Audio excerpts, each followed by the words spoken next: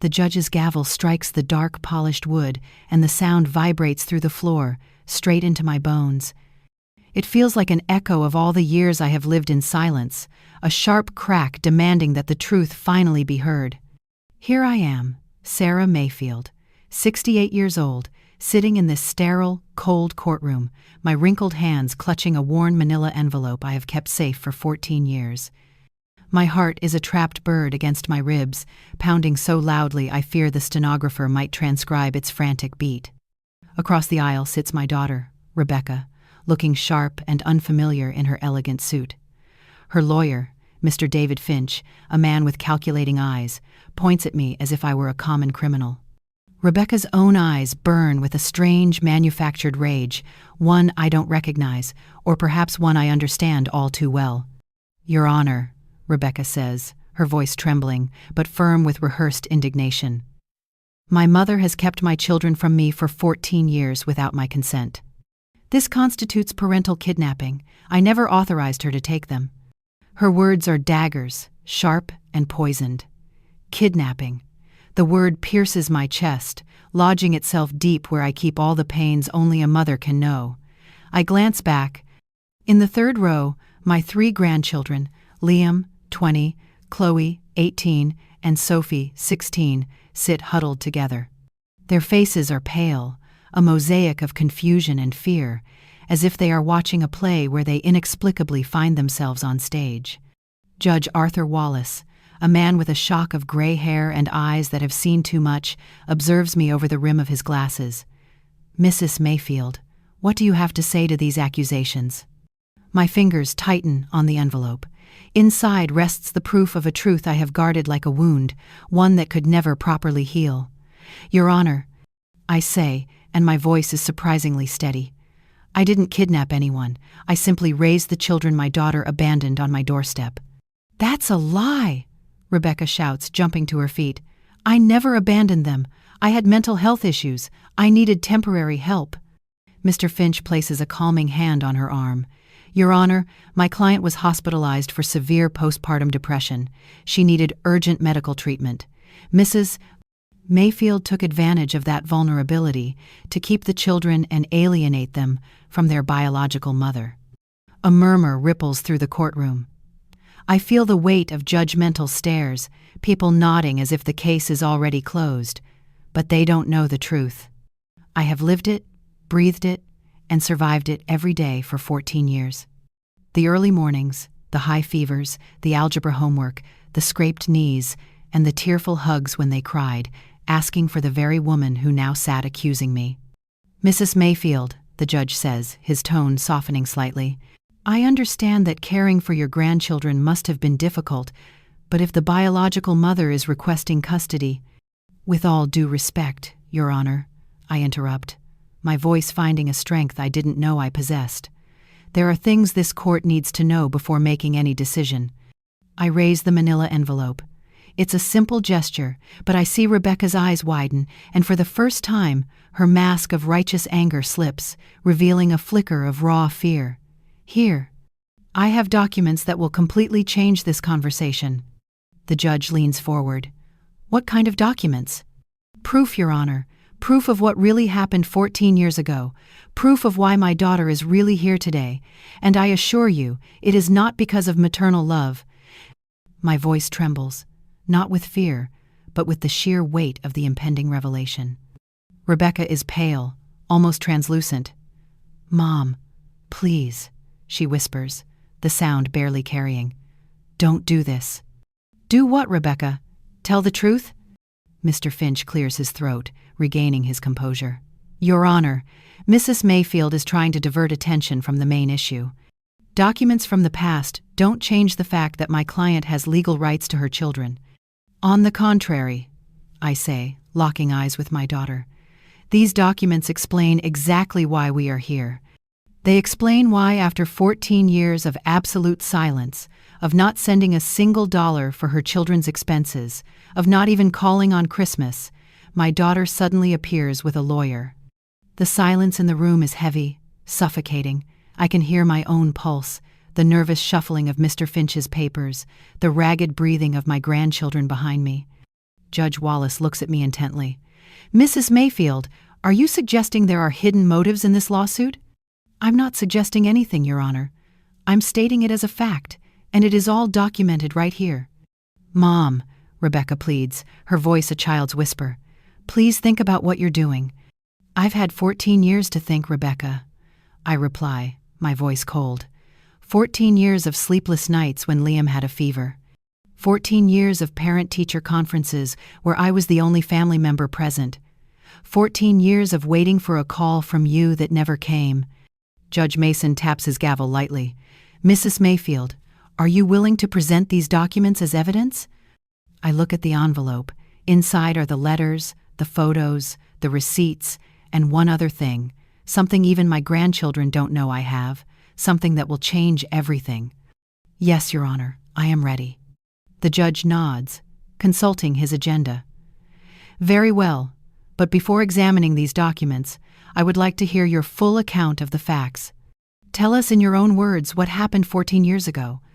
I close my eyes for a fraction of a second, and I am transported. It was a November afternoon. I begin, my voice softening with the memory. A cold, gray Cleveland drizzle was falling. I was in my small kitchen making tea. My arthritis was acting up. Then, the knock on the door. It wasn't a polite knock, it was frantic. Rebecca appeared on my doorstep with the 3 children. Liam was 6, Chloe was 4, and Sophie was barely 2. They were filthy, Your Honor. Their clothes were wrinkled, their faces were stained, and the little ones were crying from hunger. I glance at my grandchildren. Liam gives me a sad, knowing smile. He remembers. Chloe's eyes are glassy, and Sophie, my brave Sophie, hugs herself tightly, just as she did when she was a scared child.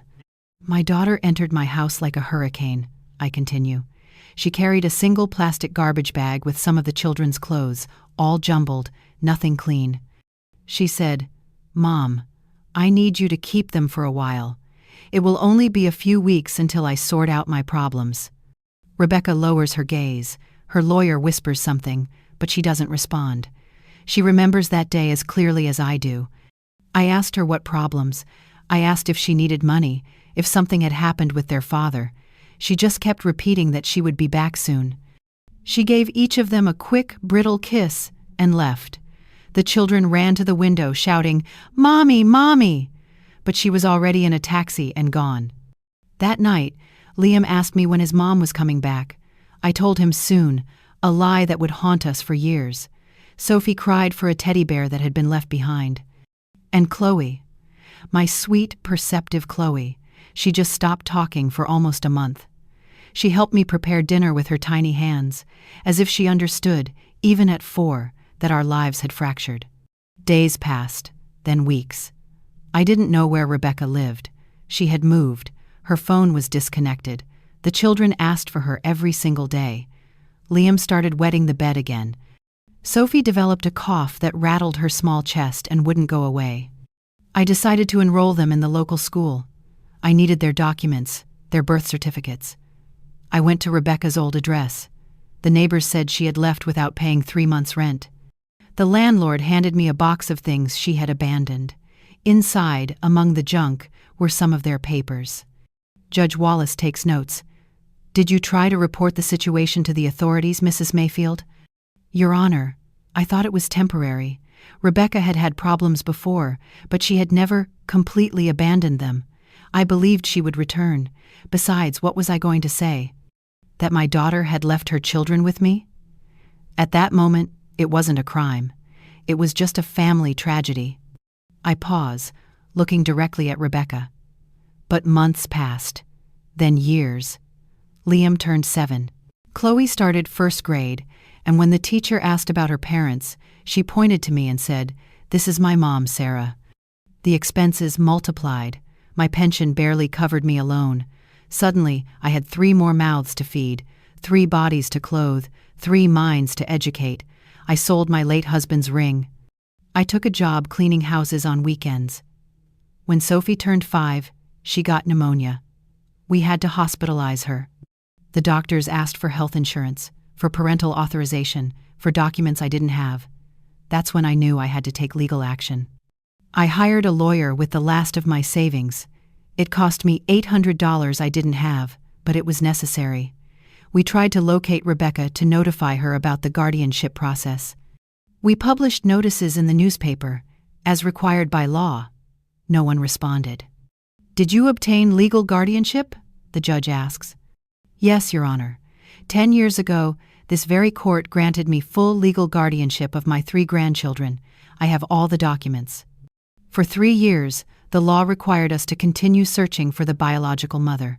She never appeared. She never called. She never sent a single dollar. Rebecca stands up abruptly. I was sick.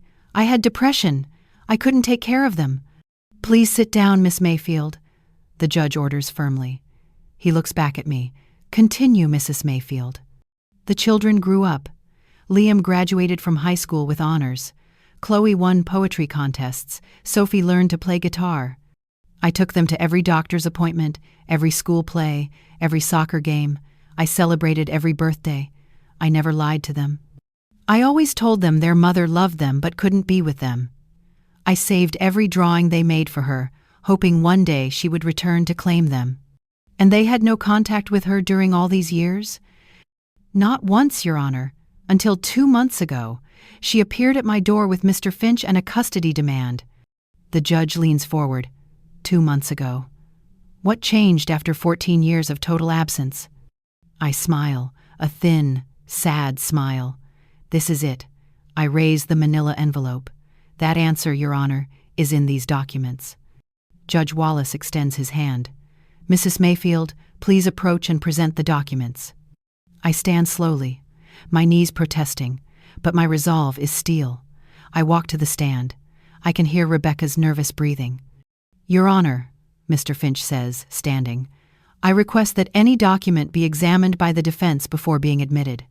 Of course, the judge replies. Mrs. Mayfield, hand the documents to the clerk. I open the string-tied flap. My fingers tremble, not from age, but from emotion. Let's start with these, I say, pulling out a small packet of photographs tied with a ribbon. These are photos I took the day Rebecca left the children with me. The clerk passes them to the judge.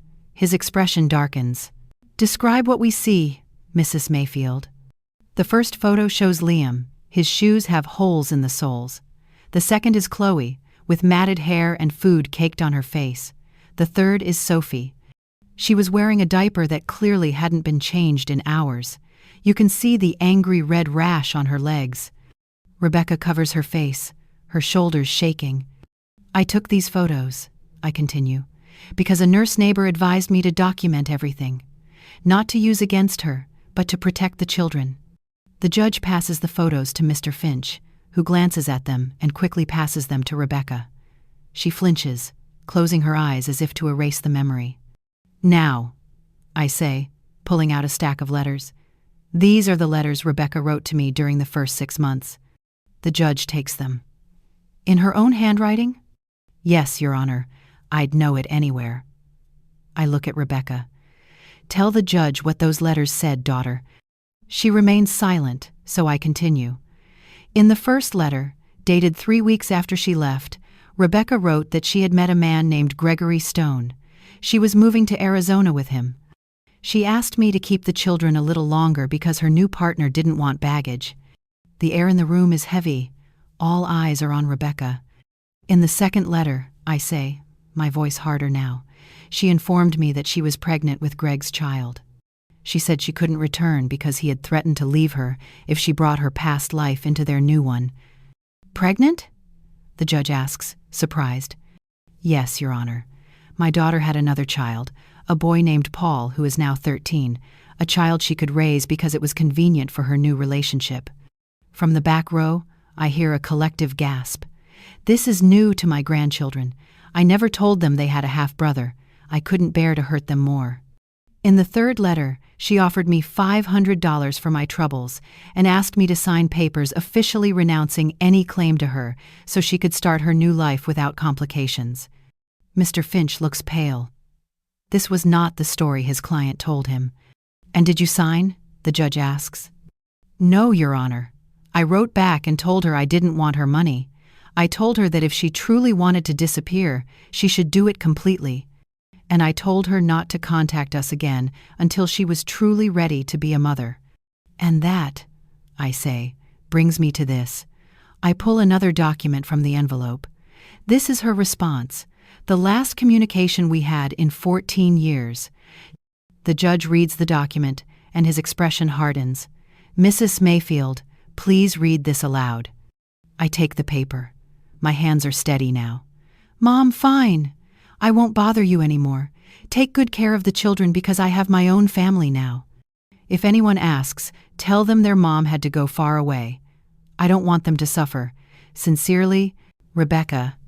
Tears stream down my grandchildren's faces. Liam starts to rise, but Chloe pulls him back. For 14 years, Your Honor, I respected that decision. I raised her children with love and with the few resources I had, hoping one day she would return for the right reasons. And why do you believe she has returned now? The judge asks. I pull the last document from the envelope. Because 3 months ago, Your Honor, my brother, Robert Mayfield, Rebecca's uncle, passed away in Texas. My brother, who had no children of his own, left a significant inheritance to each of his grandnieces and grandnephews. He left $100,000 to Liam, $100,000 to Chloe, and $100,000 to Sophie, respectively. Rebecca is sobbing openly now.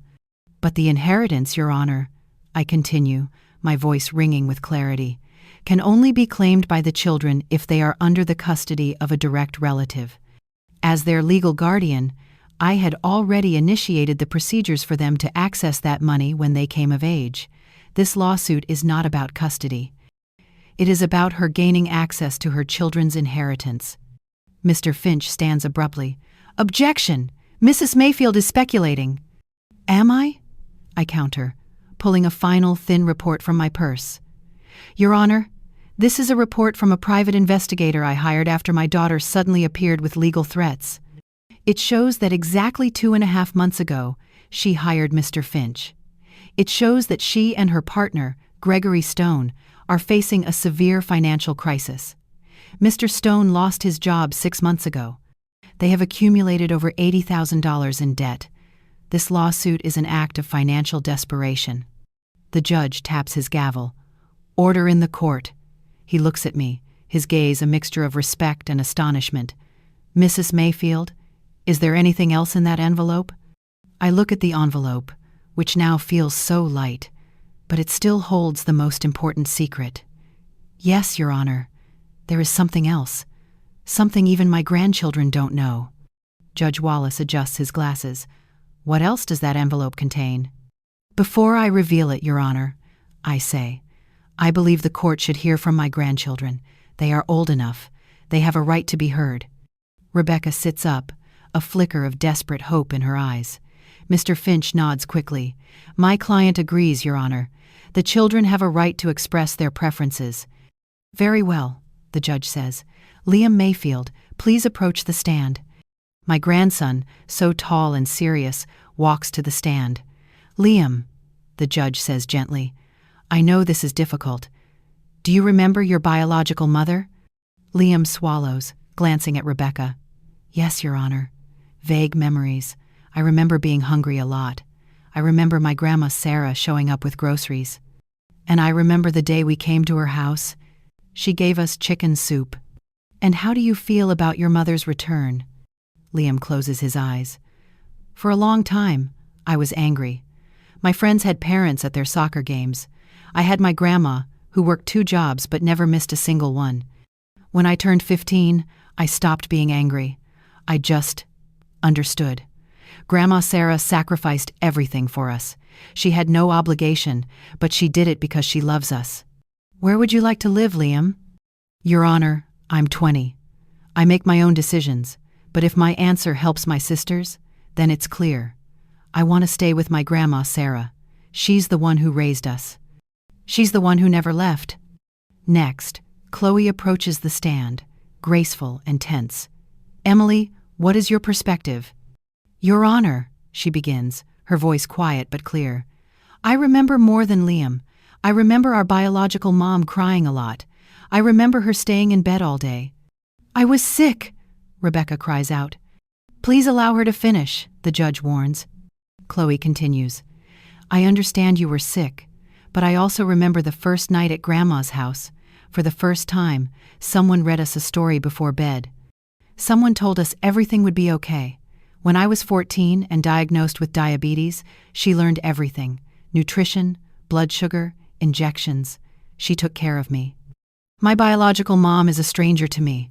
My grandma shared my childhood, my fears, and my dreams. The decision is easy. Finally, Judge Wallace calls Sophie. My youngest, 16, walks to the stand with a defiant spark that reminds me so much of a young Rebecca.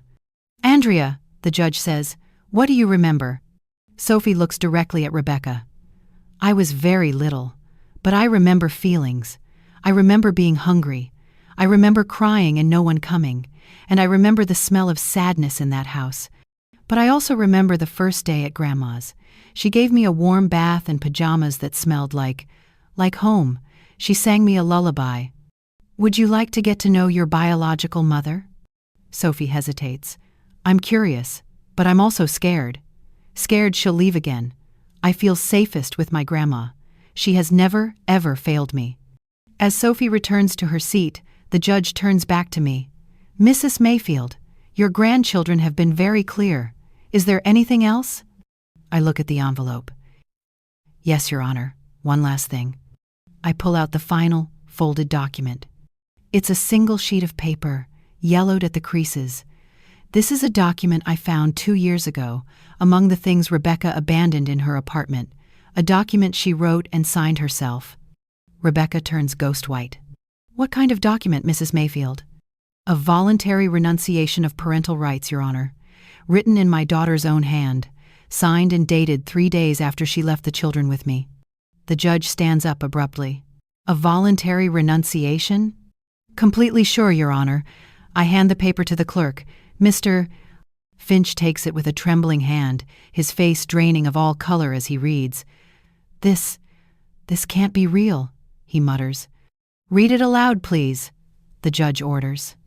Mr. Finch clears his throat and reads in a choked voice. I, Rebecca Mayfield, being of sound mind, do hereby voluntarily relinquish all my rights as mother of Liam Mayfield, 6, Chloe Mayfield, 4, and Sophie Mayfield, 2. I acknowledge that I do not have the emotional or financial capacity to raise them. I fully authorize my mother, Sarah Mayfield, to make all legal, medical, and educational decisions. This decision is final and irrevocable. Signed, Rebecca Mayfield, dated November 18th, 14 years ago. Rebecca breaks into hysterical sobs. I was crazy. I didn't know what I was doing. Your Honor, I say calmly, the landlady of her old building, Mrs. Paula Sterling, is willing to testify that my daughter was conscious and coherent when she asked her for paper and a pen that day. But that's not all. I pull out the text messages I printed this morning. This is why she is truly here. A week ago, my daughter called me for the first time in 14 years. She threatened me. She told me that if I didn't voluntarily transfer custody and control of the inheritance, she would accuse me of kidnapping. She told me a judge would always favor a biological mother. Liam stands up. Grandma, why didn't you tell us? I didn't want you to worry. I hand the printouts to the judge. She then sent me text messages. She offered me a 50-over-50 split of the inheritance if I gave her custody. The judge reads the messages, his face like thunder. Mrs. Mayfield, he looks at Rebecca. Do you confirm you sent these? Rebecca is beyond words, her body slumped in defeat. Your Honor, I say, my voice softening, I'm not seeking revenge. I understand she went through difficult times.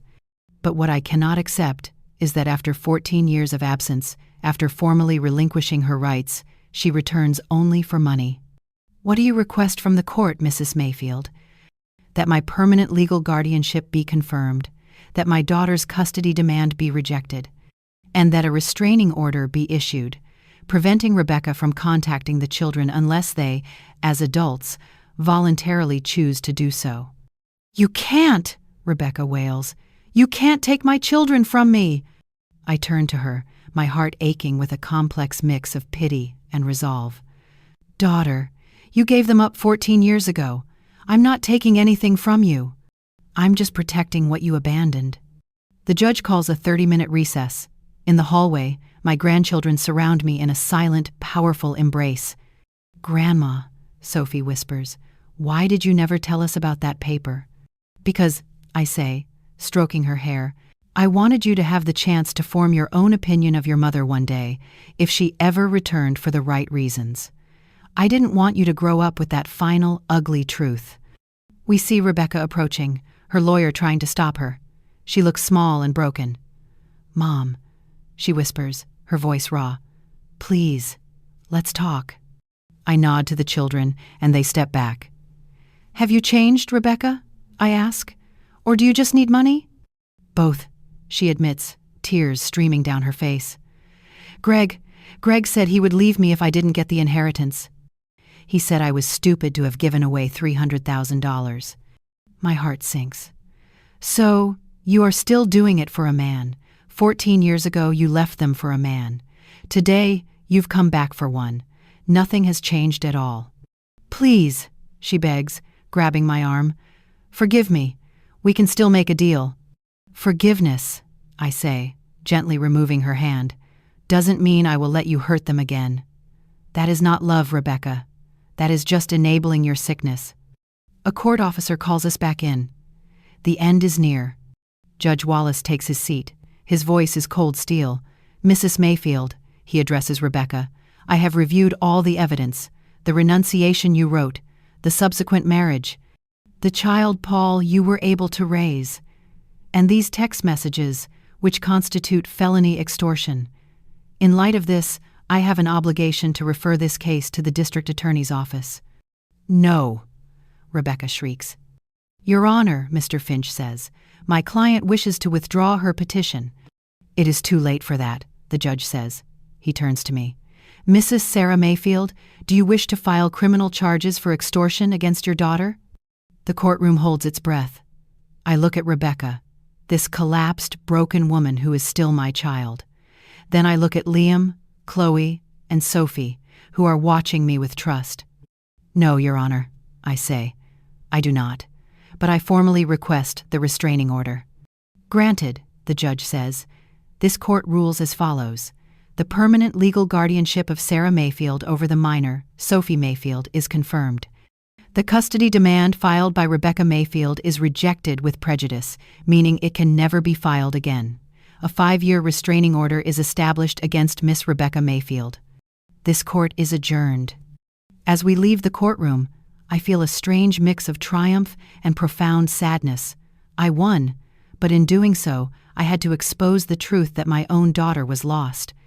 But as my grandchildren surround me, I know I made the right choice. Sometimes, love means protecting those you love, even if it means fighting those you also love. 3 months later, I am in my kitchen, and the evening light is golden. Sophie is practicing her guitar. Liam is home for the weekend from college, where he studies engineering on a full scholarship. Chloe is working at the local bookstore, saving up for her own college plans. Life has found its rhythm. My neighbor, Elma, the judge's sister, knocks on the door. Sarah, she says, I have news. It's about Rebecca. My stomach tightens. What now? Greg left her, took their son, Paul, and cleared out their bank account. She's alone, working cleaning offices at night. She's living in a tiny apartment downtown. The news hits me, not with satisfaction, but with a dull ache. She is still my daughter. That night, I can't sleep. The next day, I go to the supermarket. I buy rice, beans, chicken, vegetables, and milk. I drive to the address Elma gave me. The building is run down. I climb the stairs and knock on apartment 3B. The door opens, and I see her. She is thin, worn, and looks years older. Mom? She whispers, shocked. I brought you some things, I say, holding up the bags. I enter the small, clean apartment. As I put the food in her bare kitchen, she collapses on the sofa. I lost everything, she sobs. Javier took Paul. He said I was a loser. I sit beside her. You didn't lose your first children, Rebecca, I say gently. You abandoned them. There's a difference. If you ever want to change, you have to start by accepting the truth of what you did. I know, she whispers. Is there any way? Will I ever see them again? Maybe, I reply, but it will be on their terms, when they are ready, if they are ever ready. In the meantime, you work on yourself. Get help. Become the woman you would have wanted their mother to be. I leave her there, with a week's worth of food. A year passes. I am in my garden, watching my tomatoes grow. Liam has graduated and has a good job. Chloe is starting her first year at the state university. Sophie, now 17, leads her school's marching band. Elma visits again. Sarah, she says. Valerie enrolled in therapy. She's been going for 6 months. She has a new job as a receptionist. She never asks about the children. She just works. I feel a strange, small flicker of pride. That evening, Sophie sits with me on the porch. Grandma, she asks, do you think I'll ever want to meet her? I don't know, my love, I answer honestly. That is a decision only you can make, and whatever you decide, I will be proud of you. As the sun sets, I reflect. For years, I held on to so much resentment, but I realize now that resentment was a chain, and I have finally set myself free. The truest love is not just about sacrifice, it's about setting boundaries. It's about knowing that justice isn't always about punishment. Sometimes, justice is simply the natural consequence of our choices. Rebecca chose to run, and she is now alone, starting from nothing. I chose to stay, to love, to protect. And I am here, surrounded by the laughter and love of 3 incredible young adults who are my entire world. I did not just raise them, they saved me, and that is the lesson. True love doesn't abandon, it doesn't negotiate, it doesn't set conditions, it simply endures.